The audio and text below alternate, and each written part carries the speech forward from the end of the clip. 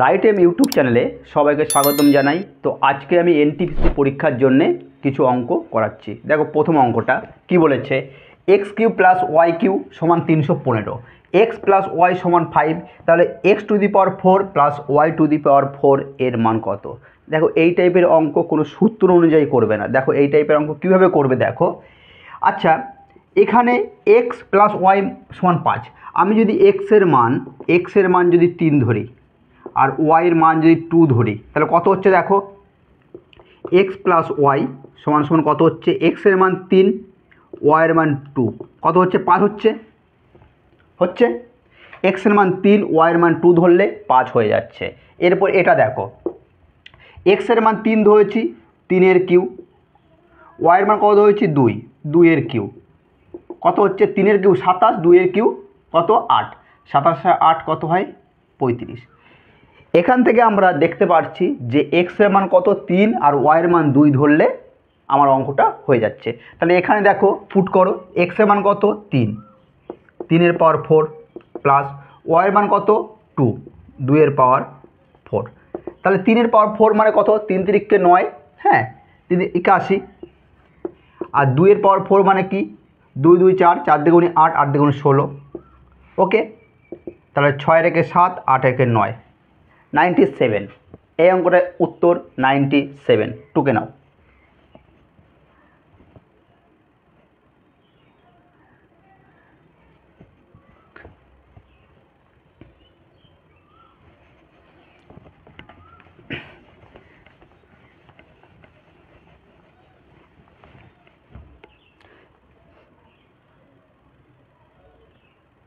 এর পরের অঙ্কটা বলছে 500 টাকার একটি ধনরাশিকে আংশিকভাবে বার্ষিক 5% সরল সুদের হারে এবং আংশিক বার্ষিক 10% সরল সুদের হারে ধার নেওয়া হয়েছিল।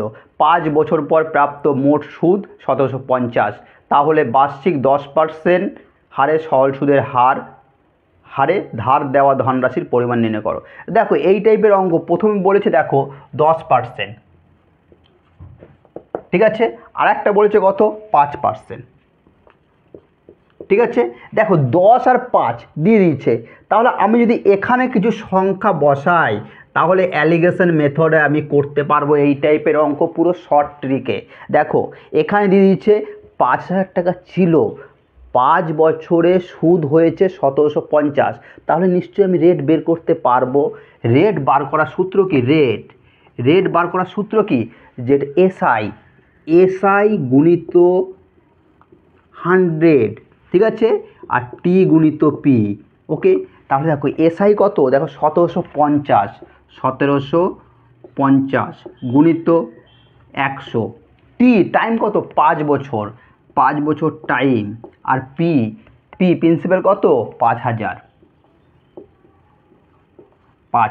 ওকে। এবার কাটাকাটি করো, 1 2 3টে শূন্য কাটা, 1 2 3টে শূন্য কাটা, 5 25, 25 7 175, ওকে 175। তাহলে কত হলো এখানে রেট, 7% রেট হলো। এই 7% রেট এখানে বসিয়ে দাও, অ্যালিগেশন মেথড করো, 7 থেকে 5 বাদ গেলে 2, 10 থেকে 7 বাদ গেলে কত, 7 থেকে 5 বাদ গেলে 2, 10 থেকে 7 বাদ গেলে কত 3, 2:3, ঠিক আছে। তাহলে আমি বলতে পারি এই 2:3 সমান সমান কত 5000, তাহলে 2 আর 3 5, এই 5 সমান আমি বলতে পারি কত 5000, তাহলে 1 সমান কত 1000। অঙ্কে কি বলেছে, অঙ্কে বলেছে সরল সুদের হারে ধার নেওয়া ধনরাশি, সরল সুদের 10%, 10%-এর মান কত 2, তাহলে 2 সমান কত, 2 সমান 2000, তাহলে কত অ্যান্সার 2000 উত্তর। একদম শর্ট ট্রিক, টুকে নাও।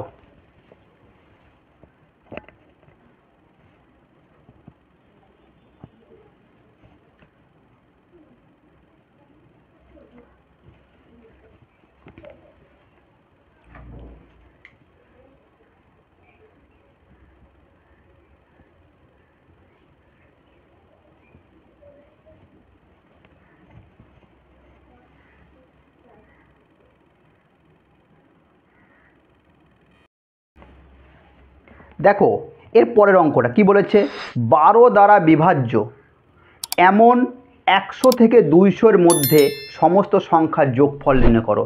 12 দ্বারা বিভাজ্য, দেখো বলেছে 12 দ্বারা বিভাজ্য কতর মধ্যে, 100 আর 200, 100 আর 200-র মধ্যে সংখ্যা বের করতে বলেছে এবং তাদের যোগফল বের করতে বলেছে। এই টাইপের অঙ্ক খুব বড় হয়, আমি শর্টট্রিকে শেখাচ্ছি।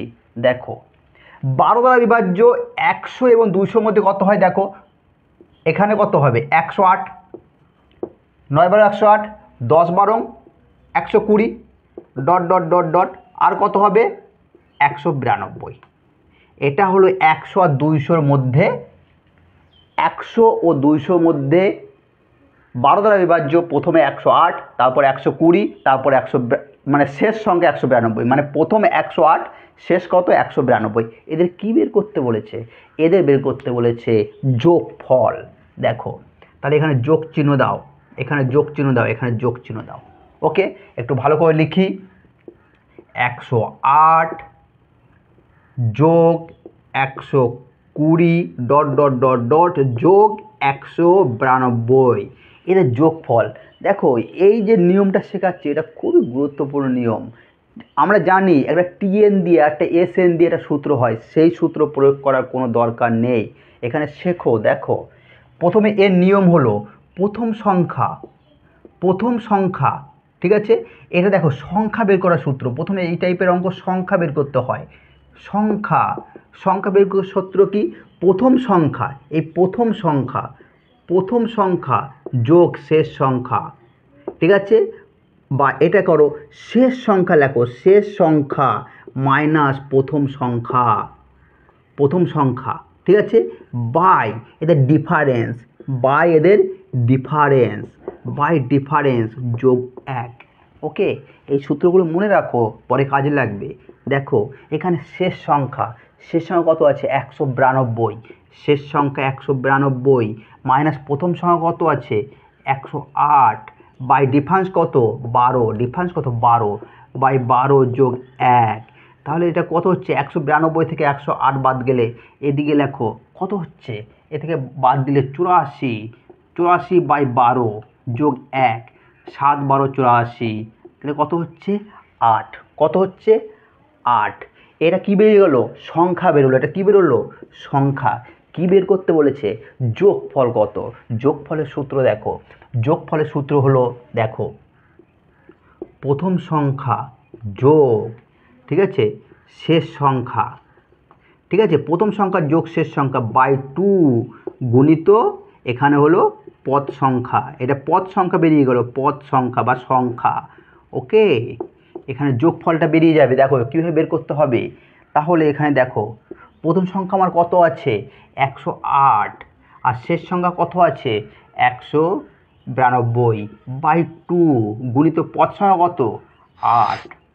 তাহলে দেখো 108 192 যোগ করলে কত হয় 300 বাই 2 গুণিত 8, 2 4 8, 4 3 1200 অ্যান্সার। টুকে নাও।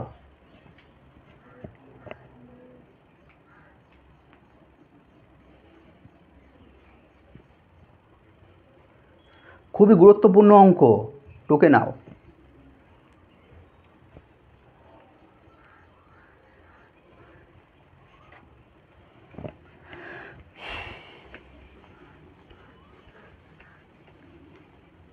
এর পরের অঙ্কটা দেখো কি বলেছে, দেখো এর পরের অঙ্কটা দেখো কি রয়েছে। প্রথমে রয়েছে 24 বসাও যোগ, এটা একটা ভাগ 7.2-কে 8 দিয়ে ভাগ করলে কত হয় 0.9, কত হয় 0.9, মাইনাস 3 23, 3 3-কে 9, 3 2 6, 6.9 যোগ 5। দেখো এর আগে যোগ আছে, এর আগেও যোগ আছে, কিছু না মানে যোগ, তাহলে এই দুটো যোগ করো আগে। 24 আর 5 কত হয় 29, 24 আর 5 29। আর দেখো 0.9 6.9 থেকে 0.9 বাদ দিলে কত থাকে 6 থাকে, 6 বড়, 6 থেকে মাইনাস চিহ্ন বসবে। 29 থেকে 6 বাদ দিলে কত থাকে 23। এটাই অ্যান্সার, টুকে নাও।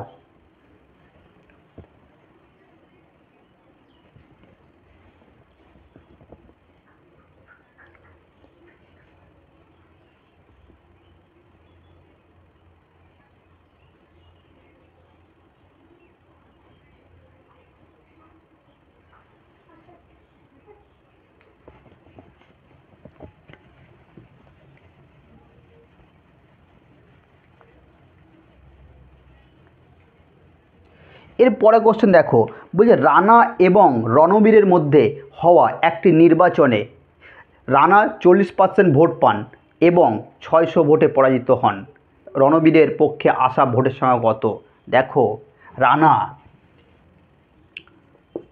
রানা আর কি দিয়েছে? রণবীর। রানা আর রণবীর।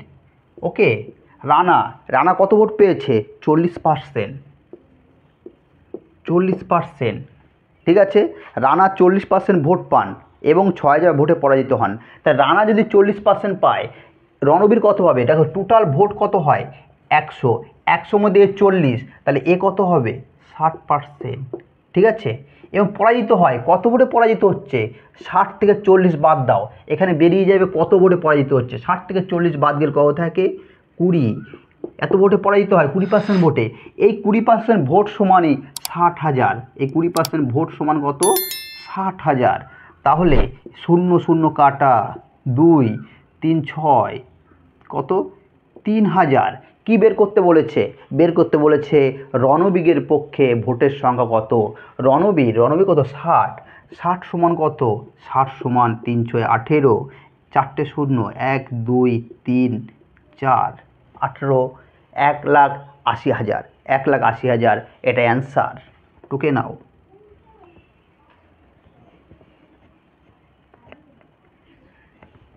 একদম পুরো শর্ট ট্রিক। আমার কাছে ডিজিটাল বোর্ড নেই, এই জন্য আমার এইভাবে লিখে লিখে করাতে হচ্ছে। ওকে,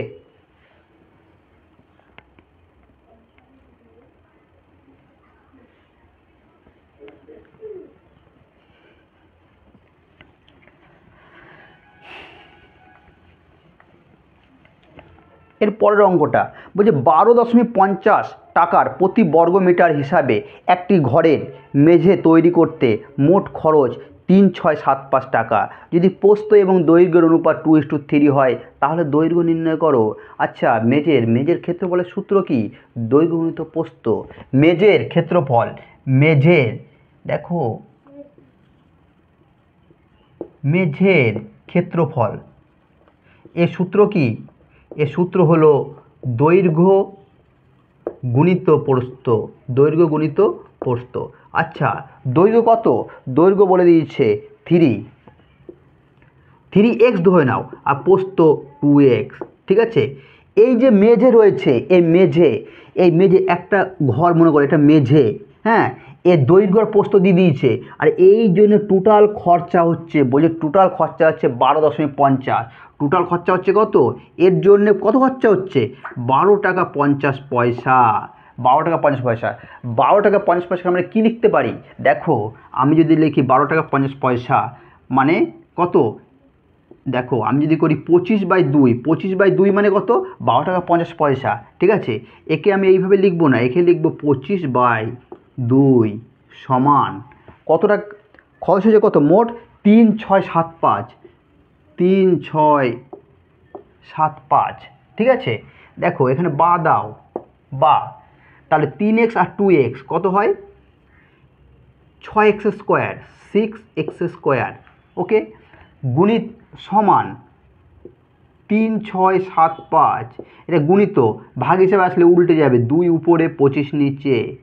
ওকে, 5 5 25, 5 7 35, 3 10 5 35, 3 10 5 5 6 17, 5 3 15, 5 5 25। ওকে, তারপর দেখো 5 5 1 5, 5 আর 2 7, 5 1 5, 5 আর 2 7, 5 4 20, 5 7 35 হলো। 5 1 5, 5 6 7, 5 4 20, 5 7 35। তাহলে বা, ঠিক আছে। আর দেখো এখানে 6 স্কোয়ার ছিল, এক্স স্কোয়ারটা উঠিয়ে দাও, এখানে 6টা নিয়ে চলে আসো, 6, ঠিক আছে। তাহলে দেখো 2 3 6, 3 2 3 4 12, 3 9 27 কত হচ্ছে? অতএব এক্স সমান এক্স স্কোয়ার সমান 49। তাহলে এক্স সমান কত হচ্ছে? 7। এক্স সমান 7 হয়েছে, এক্স সমান 7। এরপর কি বলেছে দেখো, দৈর্ঘ্য নির্ণয় করো। দৈর্ঘ্য কত? দৈর্ঘ্য হলো 3x। দৈর্ঘ্য কত? 3x। আর এক্সের মান কত বেরোলো? 7। 3 7 21। ওকে, 21 মিটার। টুকে নাও।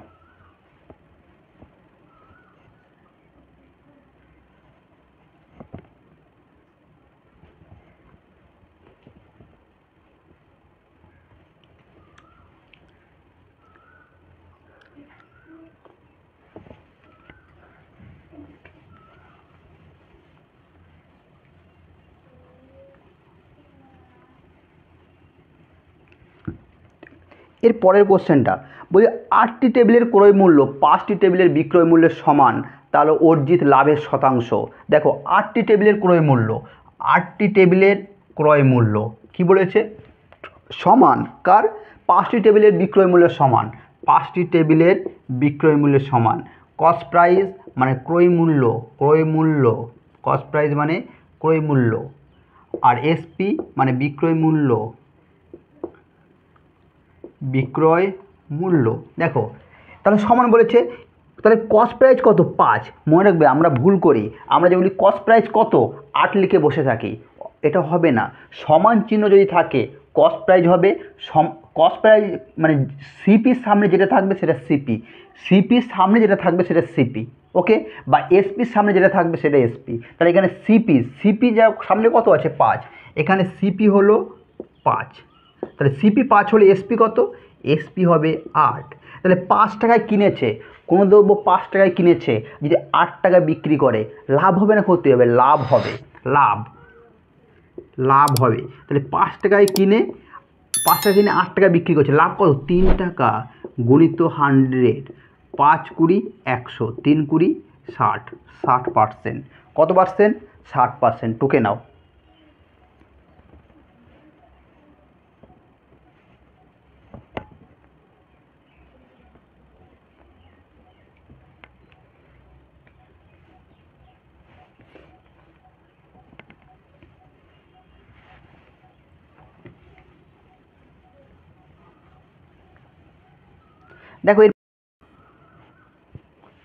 দেখো এর পরের অঙ্কটা 1 square 2 square 3 square plus 14 square 1015, 3 square 6 square 9 square plus 42 square এর মান কত।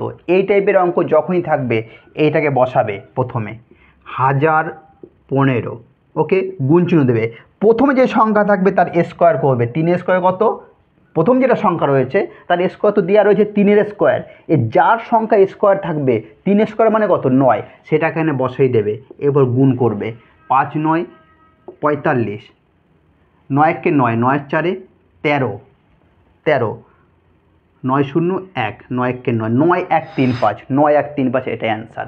ওকে, প্রথমে কি করবে এইটাকে বসিয়ে দেবে, এখানে যেই সংখ্যা থাকবে তার স্কোয়ার দেবে 3-এর স্কোয়ার, এখানে যে সংখ্যা দেবে তার সেই সংখ্যার স্কোয়ার করবে, সেই সংখ্যা 3-এর স্কোয়ার মানে 9, এই সংখ্যার স্কোয়ার করে এখানে গুণ করে দেবে এই সংখ্যার সাথে, তাই 9 1 3 5 এটাই অ্যান্সার, টুকে নাও।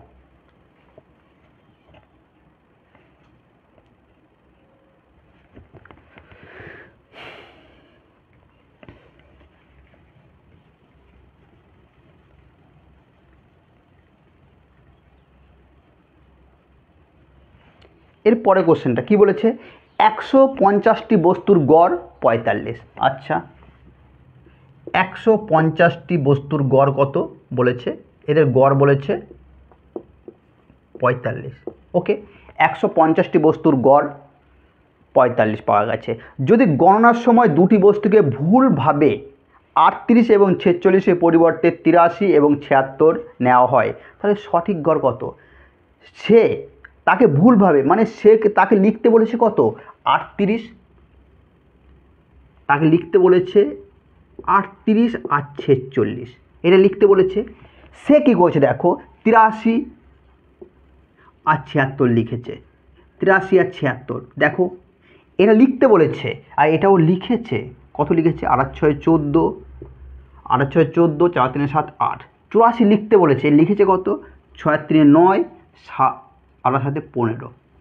দেখো 84 লিখতে বলেছে, ও লিখেছে 159, তাহলে কত বেশি লিখেছে 75 বেশি লিখে দিয়েছে, 75 কী করেছে বেশি লিখে দিয়েছে, এত বেশি লিখে দিয়েছে মানে সঠিক বলেছিল 84 লিখতে, কিন্তু সে লিখে দিয়েছে 159, মানে 75 বেশি লিখেছে।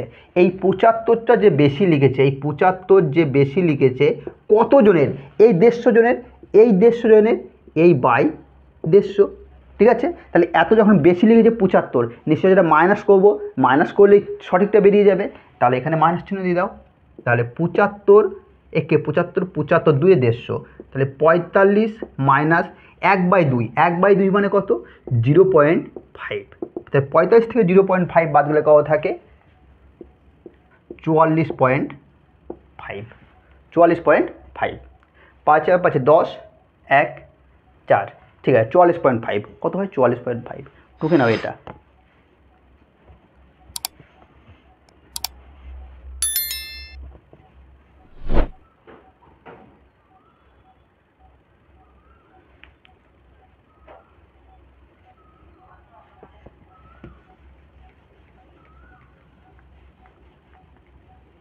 দেখো পরের অঙ্কটা কি বলেছে, একটি ধনরাশি চক্রবৃদ্ধি সুদে বার্ষিক রূপে সঞ্চয়িত হওয়ার পর 2 বছরে 12,100 টাকা এবং 3 বছরে 13,310 টাকা হয়ে যায়, সুদের হার নির্ণয় করো। এত টাকা এত হয়ে যায়, এই অঙ্ক টাইপের অঙ্ক একদম পুরো সঠিক হয়ে যাবে। দেখো একটা আছে 2 ইয়ার্স আর একটা কত আছে 3 ইয়ার্স। 3 ইয়ার্স প্রথমে কত হয়? 121,00, তাই তো। আর কত আছে? 13310। দেখো এত টাকা ছিল, এত টাকা হয়ে গেছে, ছোটো করো ছোটো করো। তাহলে এত টাকা ছিল, এত টাকা হয়ে গেছে, দেখি কত হচ্ছে। কি বের করতে বলেছে? সুদের হার। তাহলে রেট বের করার সূত্র কি? 121 টাকা ছিল, 1210, 1210 টাকা ছিল, কত টাকা হয়ে গেছে? 1331। তো এটা থেকে মাইনাস করো, কত হচ্ছে দেখো? 121। হ্যাঁ, এটা ছিল, এত হয়েছে, মানে কত টাকা হয়েছে? কত পেয়েছে? কত হয়েছে? এখানে হয়েছে, বেড়েছে, কত বেড়েছে? 121। 121 বসে দিলাম। গুণিত পার্সেন্টেজ বের করতে, রেট বের করতে গেলে 100 বসাতে হবে, 100% মান বের করতে হবে। 121 121 কাটা, 121 10-এ 1210, 10 10-এ 100, 10%। ওকে, 10%, টুকে নাও।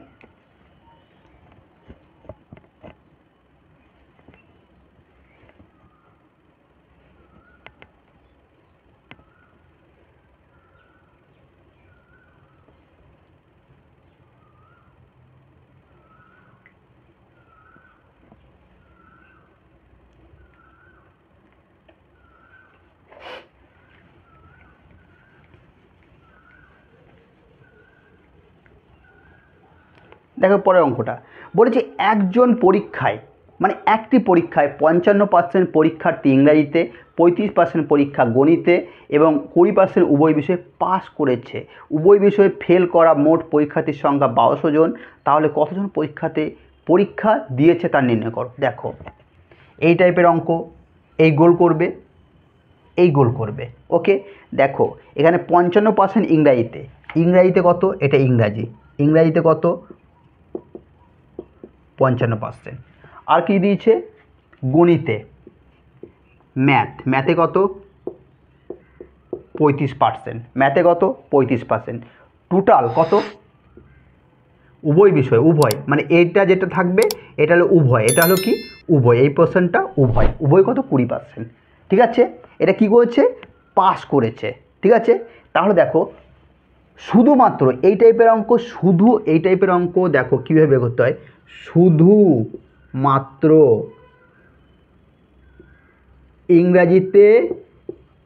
ইংরাজিতে ও অঙ্কে পাস করা, কি বলেছে? ছাত্র পরীক্ষায় পাস করা বিদ্যার্থী, তাই তো, পরীক্ষার্থী সংখ্যা কীভাবে বের করবে? দেখো শুধুমাত্র ইংরাজিতে এবং অঙ্কে পাস করেছে, কীভাবে বের করবে? দেখবে এই 55 থেকে এই 20 বাদ দাও, কত থাকে? শুধুমাত্র ইংরাজিতে পাস করেছে কত? 55 থেকে 20 35%। ওকে, আর শুধুমাত্র ম্যাথে পাস করেছে, এই 35 থেকে 20 বাদ দাও, মানে কত হয়? 15%। ওকে, তার মানে কীভাবে বের করব? শুধুমাত্র ইংরাজিতে পাস করার জন্য কী করবো? এই উভয় থেকে যেটা পেয়েছে পাস করেছে সেটা বাদ দেয়, উভয় থেকে বাদ দাও। তো এইটা থেকে বাদ দিলে এইটা হয়, হ্যাঁ, এত পার্সেন্ট ইংরাজিতে, তাহলে ইংরাজি কত পেয়েছে 55%, এই 55% ইংরাজিতে পেয়েছে, এটা থেকে উভয় বাদ দাও, কেবলমাত্র ইংরাজিতে পাস করেছে 35%, আবার ম্যাথে পাস করেছে 35%, শুধুমাত্র ম্যাথে পাস করেছে বের করতে গেলে কী করতে হবে, এই 35 থেকে 20 বাদ দিতে হবে, কত হয় 15%। তাহলে দেখো এরপর বলেছে উভয় বিষয়ে ফেল করা মোট পরীক্ষার্থীর সংখ্যা 12 জন, উভয়, তাহলে এগুলো পাস করেছে, তাহলে টোটাল কত, টোটাল আমরা জানি টোটাল কত, টোটাল কত হয় 100 হয়, ঠিক আছে। 100-র মধ্যে দেখো 35, 20, 15 এগুলো পাস করেছে, তাহলে 35, 20 আর 15 যোগ করলে কত হয় 70, 70, তাহলে 100 থেকে 30, 70 বাদ গেলে কত থাকে 30, এই 30% কি, এইগুলো সব পাস করেছিল, তাহলে এইটা কি 30% কি বেরোলো, ফেল, কি বেরোলো ফেল, কি বেরোলো ফেল। তাহলে আমি লিখতে পারি এই 30 সমান সমান 30% সমান সমান কী লিখতে পারি, ওই 1200, তাহলে 1 সমান কত, কাটা দাও, কাটাকাটি করো, 40, 1 সমান 40, কী বলেছে কতজন পরীক্ষার্থী পরীক্ষা দিয়েছে, তাহলে কতজন পরীক্ষা দিয়েছে মানে 100 সমান বের করতে বলেছে, 100, টোটাল হলো 100, তাহলে 100% সমান কত 400 জন, আচ্ছা 4000 জন। ওকে বন্ধুরা, এই টাইপের অঙ্ক পেতে এবং এইভাবে তোমরা যদি পড়াশোনা করো, তাহলে এনটিপিসি পরীক্ষার জন্য এই সমস্ত অঙ্ক খুবই গুরুত্বপূর্ণ হতে চলেছে। তো তোমরা আমার চ্যানেলটাকে অবশ্যই সাবস্ক্রাইব করে রাখো। ওকে।